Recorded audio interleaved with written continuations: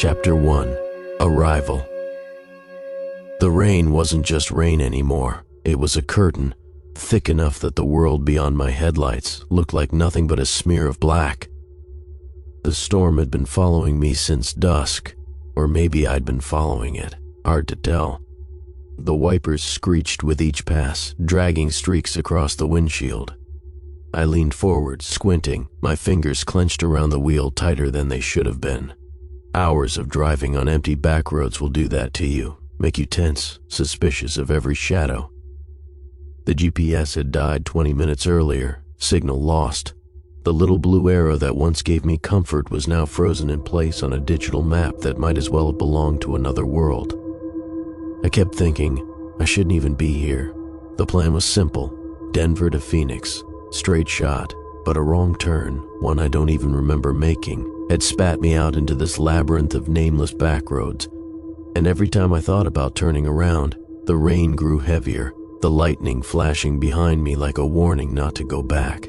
My gas gauge glared at me, the needle trembling just above empty. If I broke down here, in this storm, in this emptiness, I didn't want to finish that thought. Then I saw it, through the blur of water and darkness.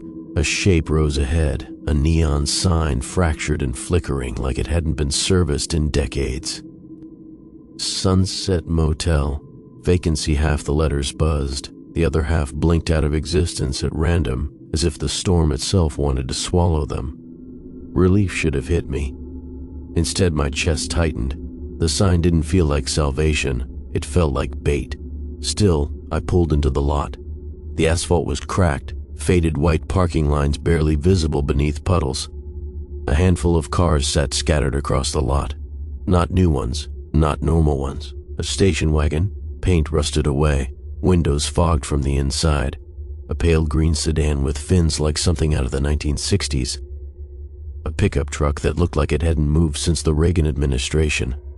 I killed the engine, silent slamming down except for the rain. My hands stayed on the wheel longer than they should have, my knuckles pale. Something about this place made me hesitate, like the quiet of a graveyard, where every shadow feels like a watcher. Then I saw him. Behind the check-in window, in the dim glow of the neon, stood a man. His posture was unnervingly straight, face expressionless, eyes fixed directly on me.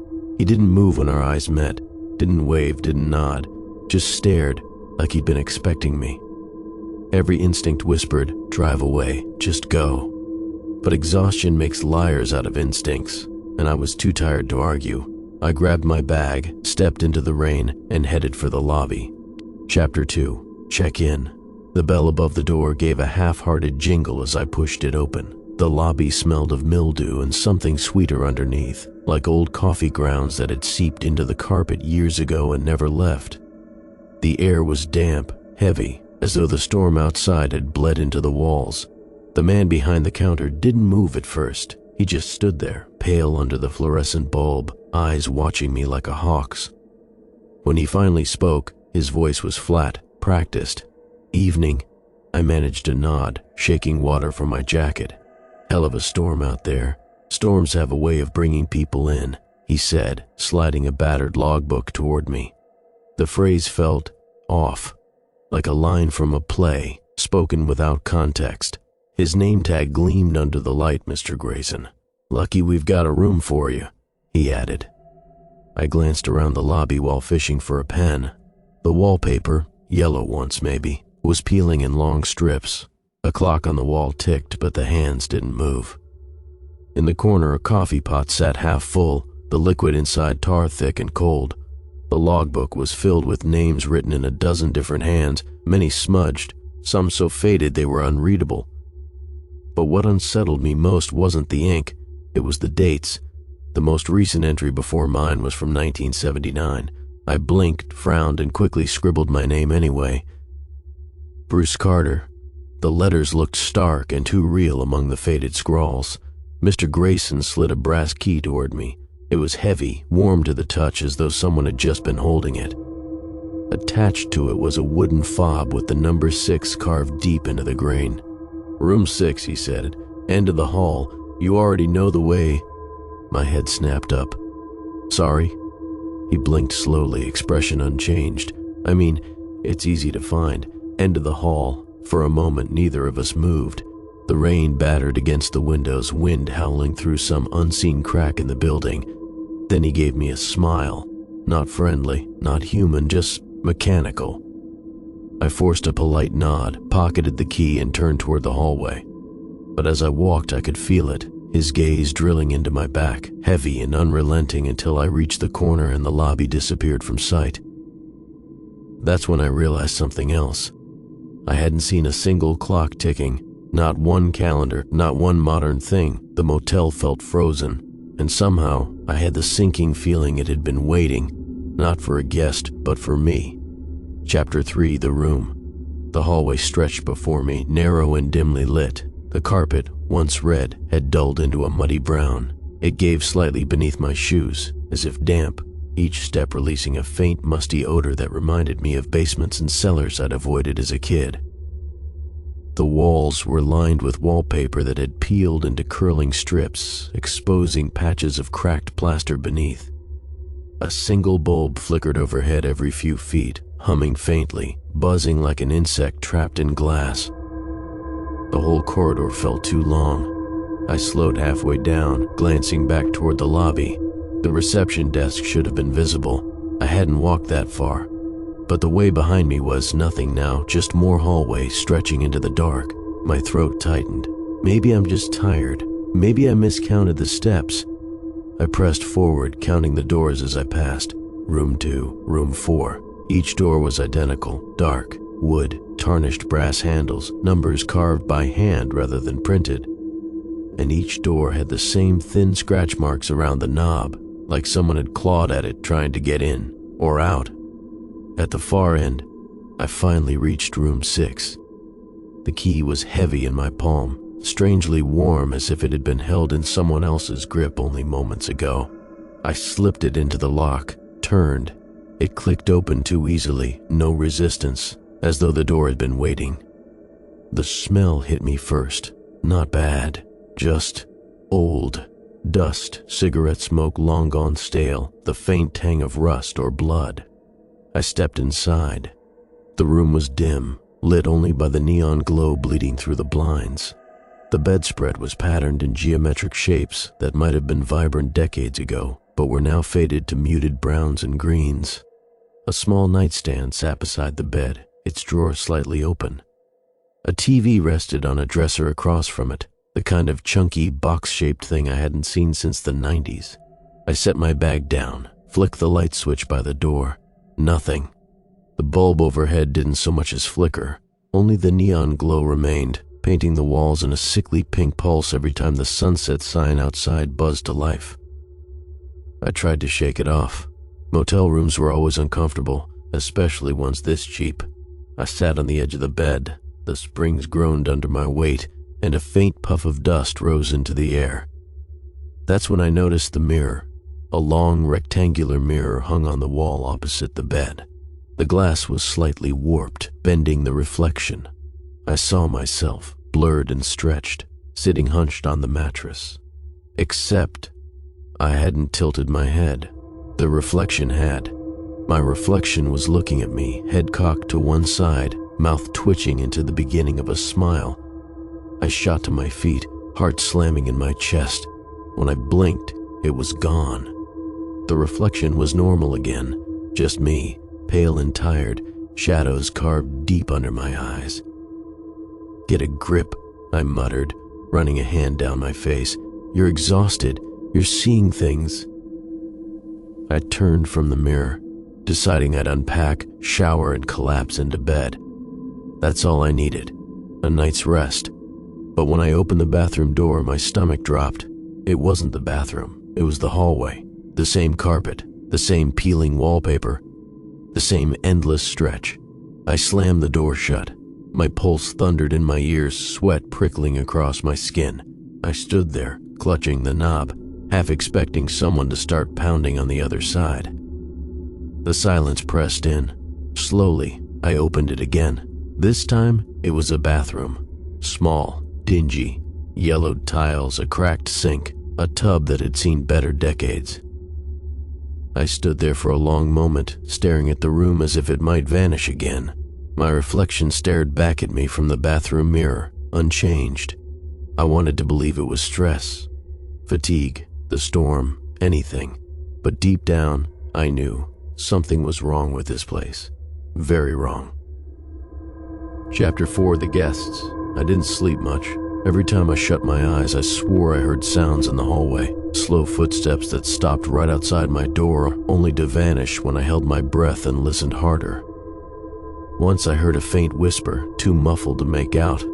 Another time, the doorknob rattled, just once, like someone was testing it. By dawn, or what I assumed was dawn since the storm hadn't let up, I gave up on rest entirely. The neon light outside still pulsed in its sick rhythm, painting my room with flashes of sickly pink. My phone had finally died, leaving me completely cut off. I decided to get some coffee, maybe talk to the manager, see if I could get directions back to the highway, anything to ground myself. The hallway was longer than I remembered. I counted 6 doors, but it felt like walking a dozen. At one point, I could have sworn I passed my own door again, number 6 staring at me, even though I hadn't turned around. I kept walking, jaw tight, refusing to acknowledge it. The lobby looked the same as last night, damp, faded, stuck in some half-forgotten decade. But Mr. Grayson was gone. Instead, someone else sat in the worn armchair near the corner, a woman. She was young, maybe late 20s, her long dark hair tied loosely at the back. She wore a yellow dress that might have been bright once, now dulled like everything else here. She was stirring a cup of coffee so slowly, I wondered if she'd been at it all morning. When I stepped in, her head turned immediately, eyes locking onto me. "You finally made it," she said. My chest tightened. "Sorry, do I know you?" Her lips curved into a small smile, though it didn't reach her eyes. "Not yet." I forced a nod, moved toward the counter, pretending I hadn't heard. On the desk, an old rotary phone sat beside a stack of newspapers so yellowed and fragile they looked ready to crumble. The top paper caught my eye. "Car crash claims local man," the headline read. I scanned the photo beneath it, twisted metal, flames, a stretch of empty highway. The article was too faded to make out details, but something about the angle of the wreck sent a cold shiver through me. Before I could lean closer, the woman's voice broke the silence. "You shouldn't look at those," she said softly. "They only tell half the truth." I turned toward her. "Do you stay here often?" She laughed lightly, though there was no humor in it. "As often as anyone stays here." She took a slow sip of her coffee, her eyes never leaving mine. "You'll get used to it." I wanted to ask what she meant, but footsteps echoed behind me. 2 men entered the lobby from the hallway opposite mine. Both were dressed in clothes that looked decades out of date, plaid jackets, slacks too short at the ankle.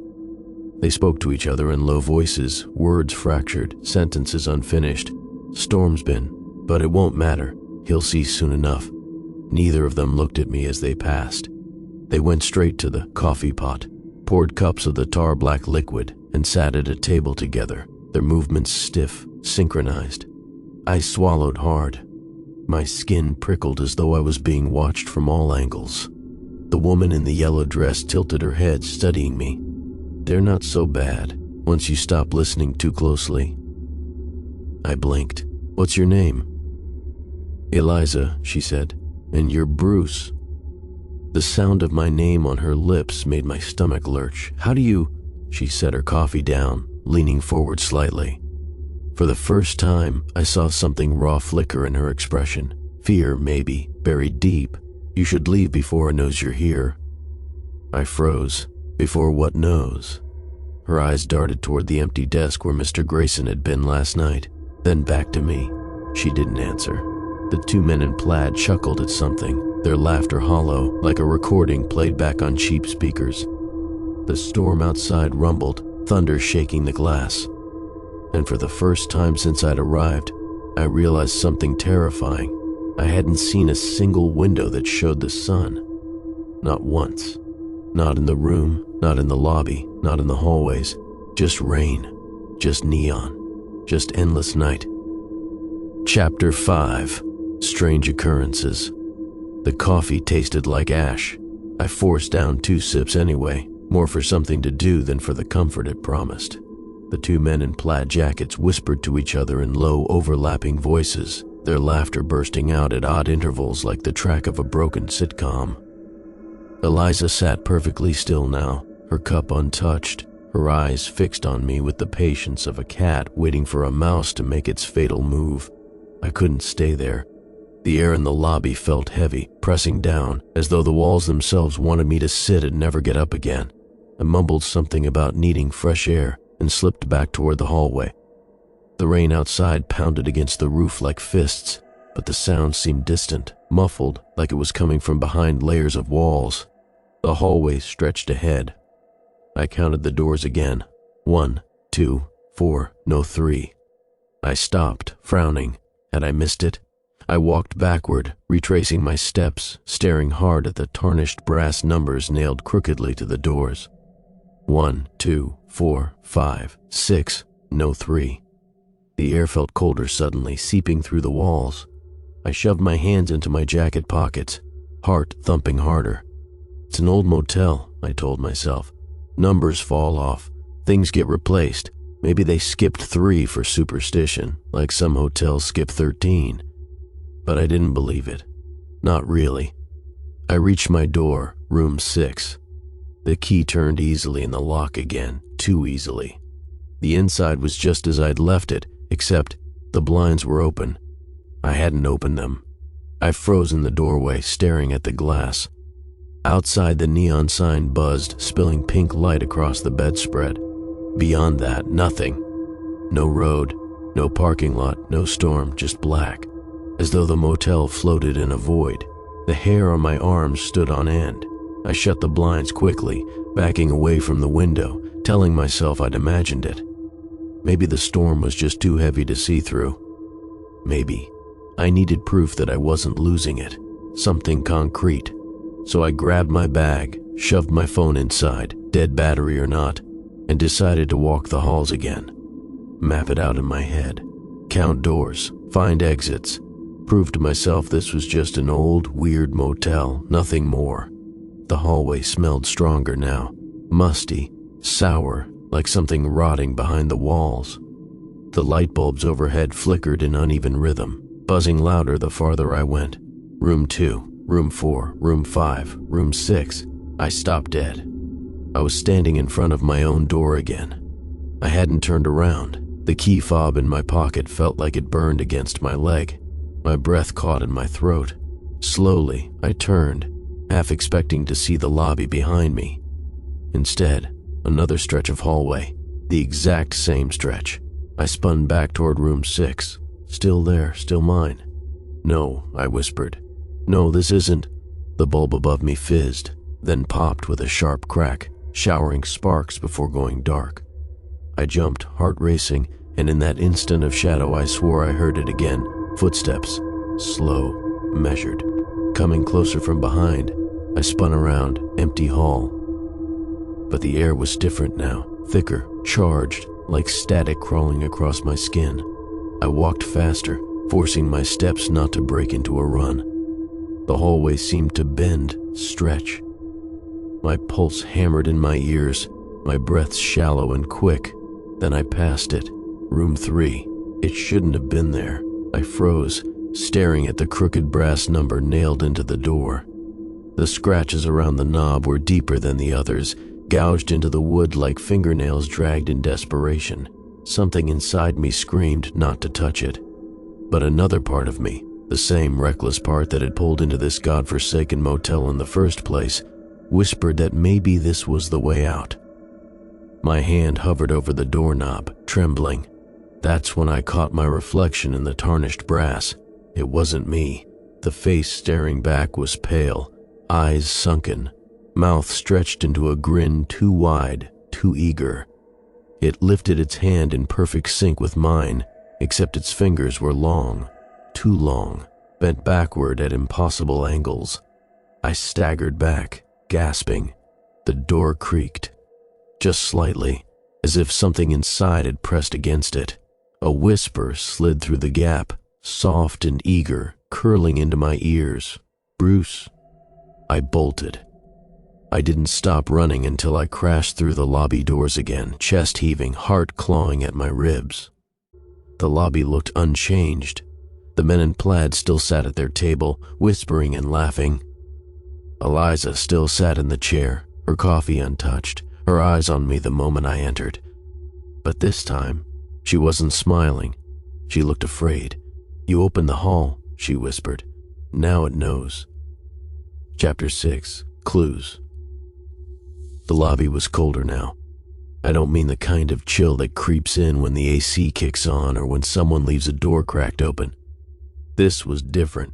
The cold felt alive, like the walls were exhaling frost into my skin, burrowing beneath it. Eliza's gaze followed me as I staggered inside, clutching the counter for balance. My reflection in the brass bell at the desk looked wrong. Warped, pale, mouth half open as though it had been caught whispering. "You shouldn't have gone down that hallway," she said softly. Her voice was calm, but her eyes betrayed something deeper, fear, genuine and raw. I swallowed hard, fighting for words. What the hell is this place? What's in that room? She shook her head almost sadly. Not a room, a mouth. Her words settled into me like ice water, but before I could respond, my eyes drifted back to the newspapers on the desk. The stack seemed taller now, thicker, as though it had grown while I was gone. The yellowed pages looked brittle, fragile, yet they pulsed faintly in the dim light, like veins beneath skin. I reached for the top paper. The Denver Post. October 14th, 1996. Car crash claims local man. The same photo as before. A twisted heap of metal, flames licking the night sky. My stomach lurched as I leaned closer. Something was different this time. The headline was the same, but the photo had shifted. The wrecked car. It was mine. Same dent in the front bumper, same cracked headlight, same license plate.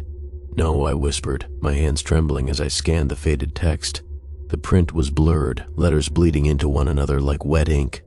But one line stood out sharp, clear, as though it had been written just for me. The victim, Bruce Carter, 34, was pronounced dead at the scene. The room spun. My throat constricted, bile rising as I shoved the paper away. It slid across the counter, the brittle pages cracking.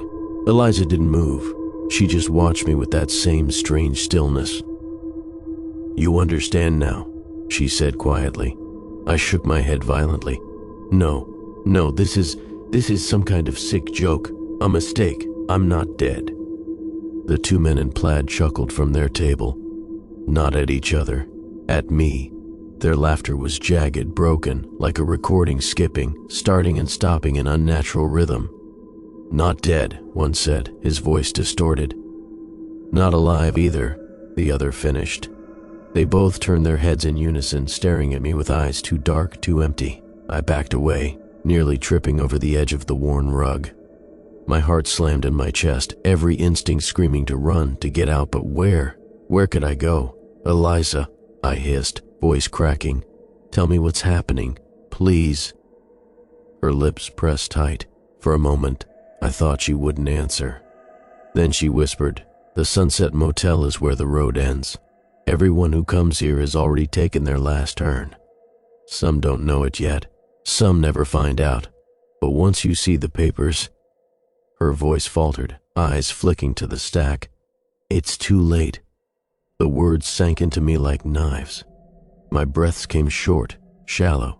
"No," I muttered, shaking my head. I can leave.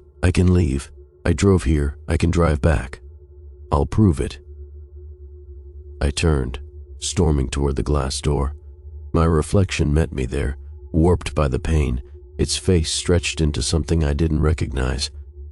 I shoved through into the rain. The lot was wrong. My car was still there, but it looked older, dust-covered, rust creeping across the body. The windshield was cracked, the tires half sunk into the asphalt as though it had been sitting there for years. The storm had vanished. The sky above wasn't sky at all. It was black, starless, endless. The neon sign buzzed behind me, the only light in the void. My knees nearly buckled. I staggered back inside, chest heaving, panic clawing through me. Eliza's eyes softened with something like pity. She lifted her coffee cup, untouched, and murmured, You don't drive out of here, Bruce. Nobody does. Chapter 7. The Descent. The lobby felt smaller when I stepped back inside, like the walls had drawn closer in my brief absence. My heart hadn't slowed. Each beat was a hammer strike against my ribs. Eliza didn't look up this time. Her gaze was fixed on the stack of newspapers, her lips moving silently, as though reading prayers from an invisible book. The two plaid shirt men still sat at their table, but now their heads were bowed, hands clasped together on the scratched wood, like parishioners waiting for communion. I didn't speak to any of them. I couldn't. My throat was raw, my brain screaming one word over and over: escape. I turned down the hallway again, forcing myself to move faster than my fear. My shoes squeaked against the linoleum, the faint hum of the neon behind me fading with every step. The corridor stretched longer than before, the wallpaper peeled in larger sheets now, sagging like rotted flesh. I passed room 6, then room 6 again. I stopped dead in my tracks. The numbers on the doors weren't ascending anymore. They were repeating: room 6, room 6, room 6, the brass digits nailed crooked to each doorframe, gleaming faintly in the dim light. I forced myself forward, sweat stinging my eyes, but no matter how many steps I took, the number didn't change.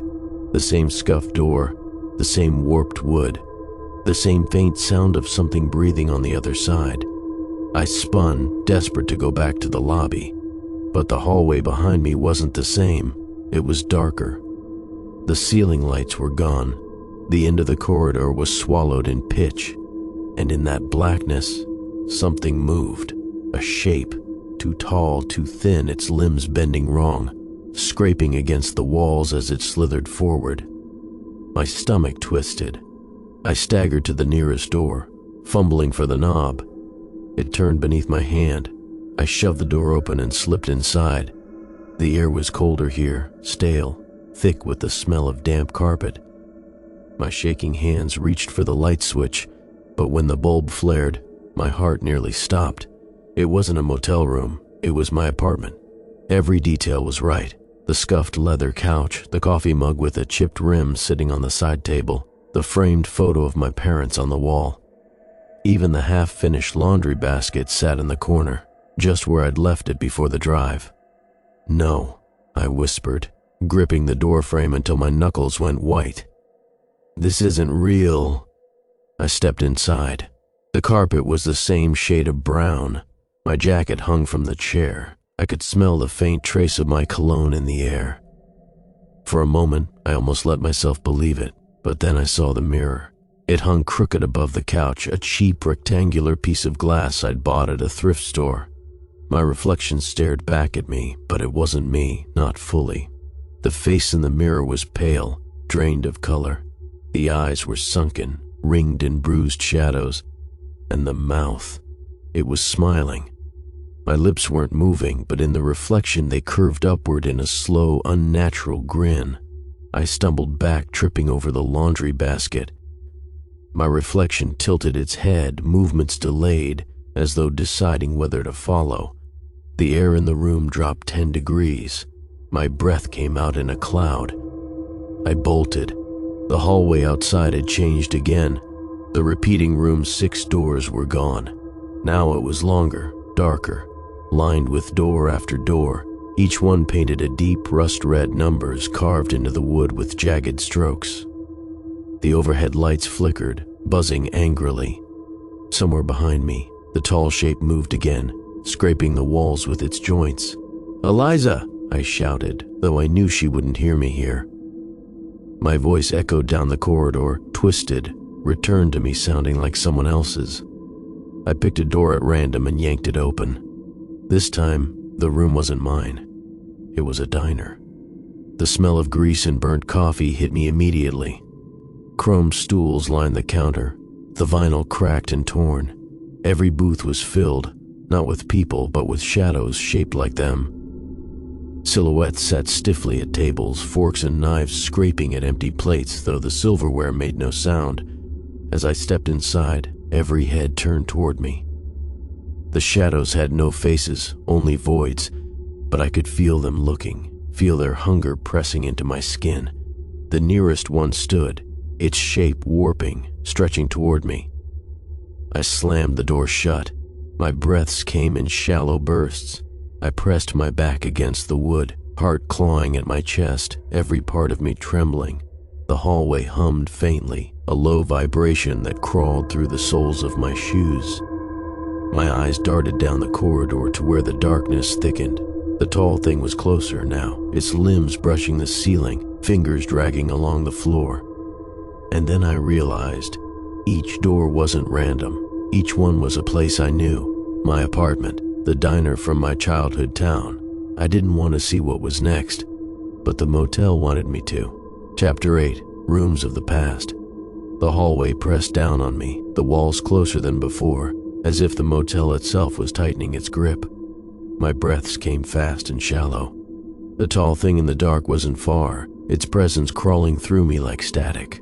The red doors loomed on either side, each marked with jagged numbers, though I realized now they weren't sequential. Some had years instead of numbers: 2004, 1991, 2018. Years of my life. The motel wasn't just showing me places, it was showing me when. My fingers shook as I reached for the nearest door, 1991. The knob burned cold against my palm, but it turned easily. I stepped inside. The smell hit me first: grass, warm dirt, sun-baked asphalt. I blinked against a wash of daylight, and when my eyes adjusted, I nearly fell to my knees. I was standing in the backyard of my childhood home. The fence leaned in the same places. The rusted swing set groaned faintly in the breeze, and there, at the far end of the yard, was a little boy crouched by the sandbox. Me. I was 8 years old again, shoving a plastic dump truck through the sand, humming to myself. My stomach lurched. I wanted to call out to warn him, but my voice locked in my throat. The younger me froze. His head turned, slowly, too slowly. When his face met mine, the sand poured from his mouth like water, spilling down his chin, his shirt, his tiny hands. His eyes were hollow pits, the hum still droning from a throat now clogged with grit. I stumbled backward, bile rising, and slammed the door shut. The hallway was waiting, unchanged, buzzing faintly with the motel's breath. The next door glowed faintly with a brass plate, 2004. I didn't want to open it. God, I didn't want to. But the tall thing behind me scraped closer, and instinct took over. I shoved it wide and stepped in. It was a hospital room. Sterile light flickered above, white sheets tucked tight around the figure in the bed. My chest clenched as recognition cut through me. Dad. He lay pale, tubes snaking from his arms, his chest rising with shallow effort. I remembered this night, sitting by his side when the cancer had nearly finished him.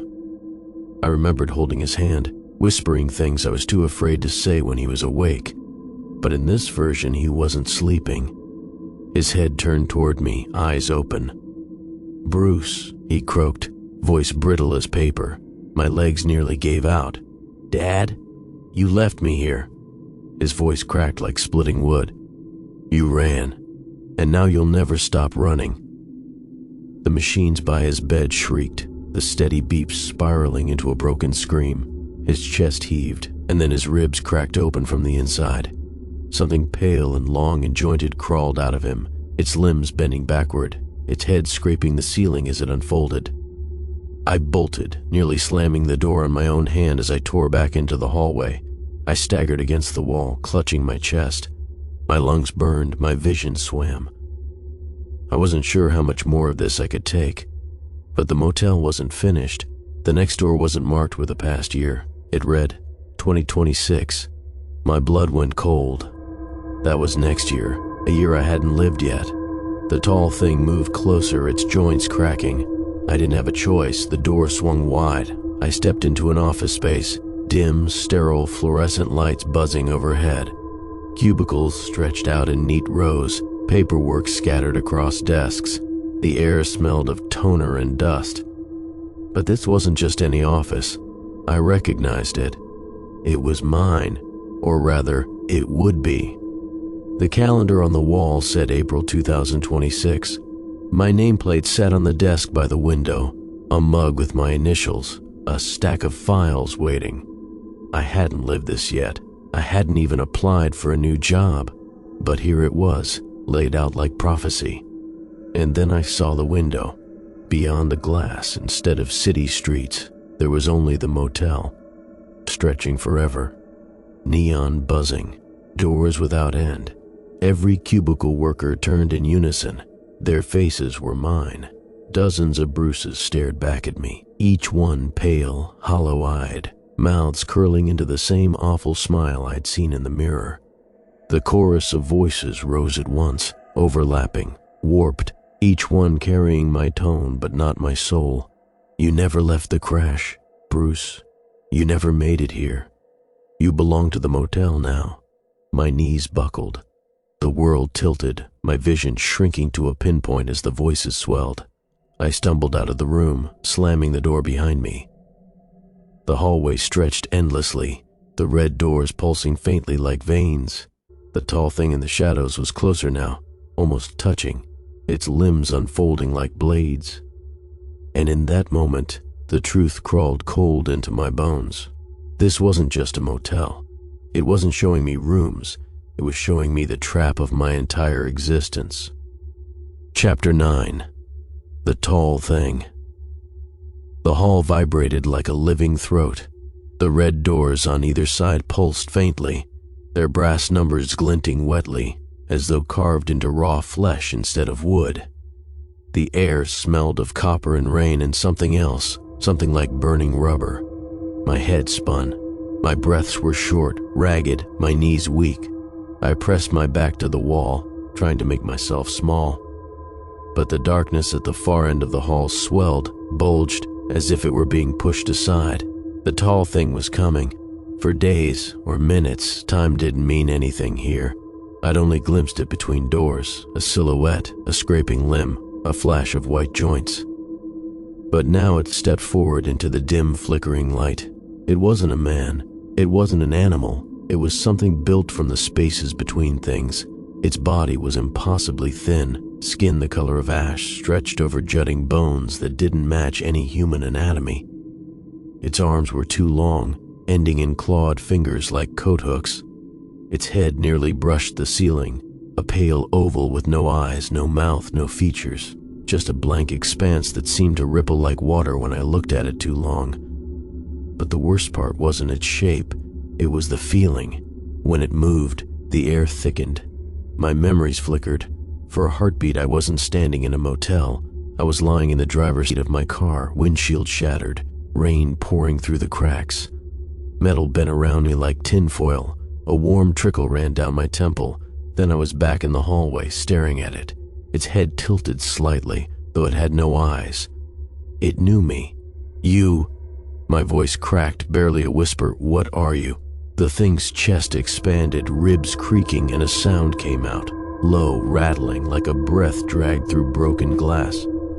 But under it was something else. A voice, my own voice. Bruce. The sound crawled into my ears like insects. I staggered, pressing my palms to my head. Stop! Stop!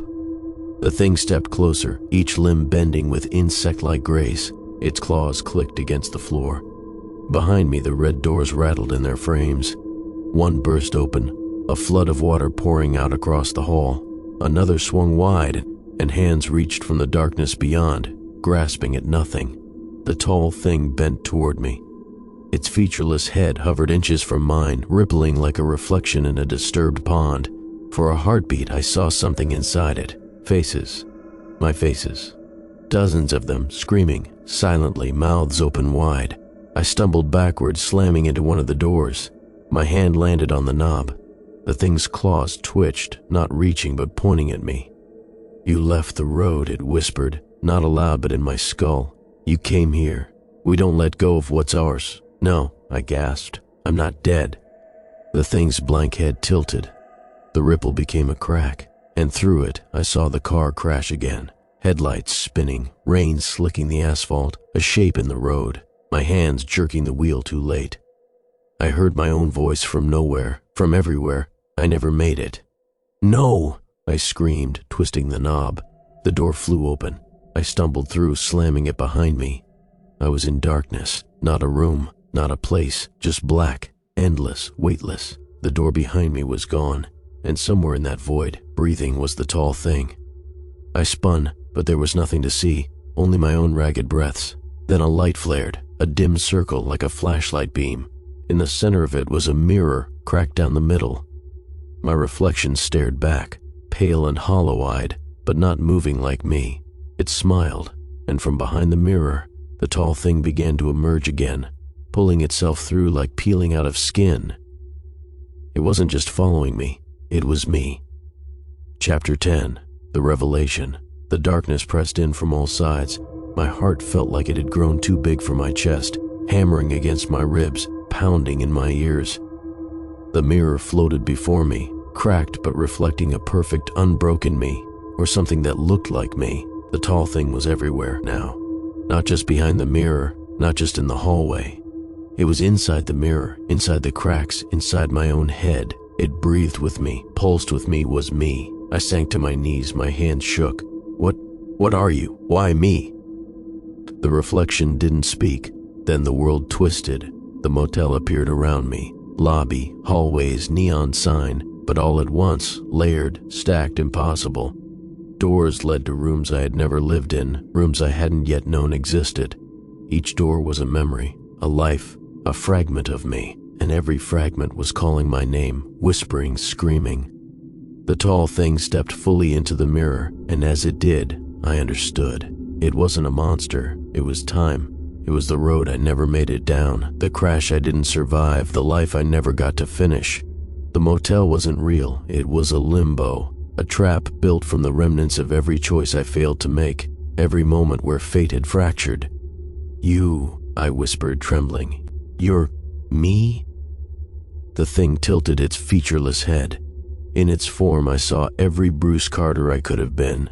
The boy in the sandbox, the man at my father's bedside, the office worker in 2026, the crushed body in the rain-soaked wreck. Every version existed here, folded into the motel, stitched into the walls, trapped in endless repetition. You never left the road, it said, not with a voice, but with a thought that crawled into mine. You cannot leave. This is the end. My stomach twisted. No, I survived. The mirror rippled. My reflection smiled, stretched, the grin wide and unnatural, impossibly long. Then the motel walls twisted around me, folding, bending, stretching. Doors appeared, disappeared, repeated, looping endlessly. Each door whispered my name. I fell backward, hitting the floor, looking around. The lobby appeared again, but this time the people inside weren't people.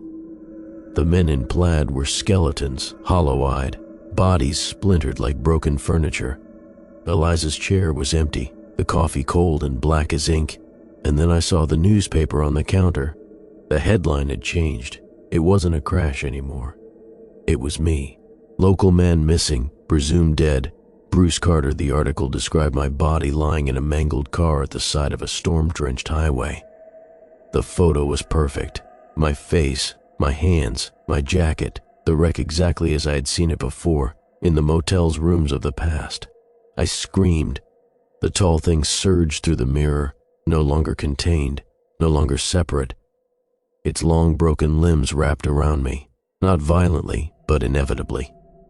I felt every Bruce Carter I had been, every road I had taken, every choice I had failed to make, merging, folding into this one moment. I tried to struggle. My hands reached for the door, but there were no doors. The hallway stretched endlessly, repeating itself infinitely, twisting back into itself. I realized then, the motel didn't contain me. I was the motel, and the tall thing, the entity that had stalked me, bent reality, and shown me my past and future, was simply the shape of the thing I had become. A part of me, a part that had never left the crash, a part that would never leave. The last thing I saw before the black swallowed me completely was my own reflection grinning at me, impossibly wide, impossibly empty, and whispering in my own voice, "Welcome home, Bruce." The road had ended. I had never left, and the motel waited for the next traveler.